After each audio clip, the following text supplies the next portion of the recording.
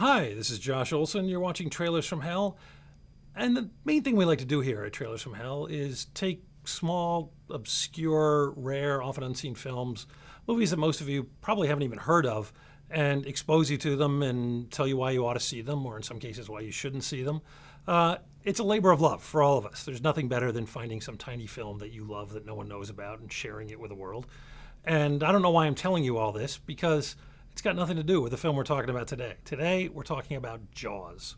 There is a creature alive today who has survived millions of years of evolution. There's really not a lot you can say about Jaws that hasn't been said 100 times before. I mean, my grandmother knows that, the shark didn't work and they had to shoot around it and all the nightmares they went through and all the story of all the different people who worked on Robert Shaw's monologue and, God help me. But I do want to talk a little bit about the writing of the film because I think it's key to the film's success, and I'm a screenwriter. We tend to think that way. The first draft of the film was written by Peter Benchley, who'd also written the book.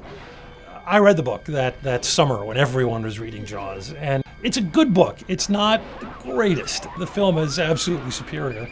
And it's very dour, though. It's very serious. There's, for instance, a soap opera plot about Richard Dreyfuss's character having an affair with Chief Brody's wife, and thankfully got cut.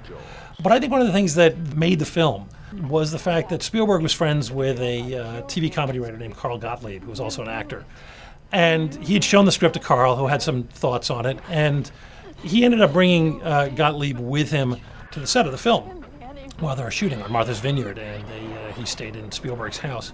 Gave him a small part in the movie, and Gottlieb was originally supposed to come out and just do little tweaks here and there, little dialogue punch-ups, or write dialogue for crowd scenes.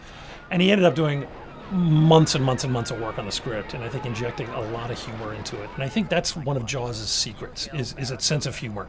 There's such joy and such fun in all of this, and there's so many great funny lines. Even ones that Gottlieb didn't write, like the legendary, "You're gonna need a bigger boat," which was apparently a line Roy Scheider came up with on the set. That kind of thing comes out of a context of humor that the script actually sets up. And when you can laugh with these characters and laugh at them sometimes, it just makes them that much more human and compelling. It makes the film that much more effective.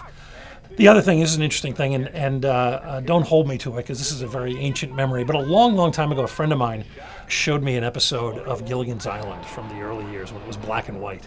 And there was a shark in the episode. And he goes, "Hey, check this out, check this out." And the shark fin cuts through the water, and you hear the music. Dun, dun, dun, dun, dun, dun, dun, dun. And I'm going, holy shit, what the heck is it? And he goes, look at the credits. And the composer on Gilligan's Island then was young Johnny Williams, who ended up taking at least a theme very similar to that and using it in Jaws.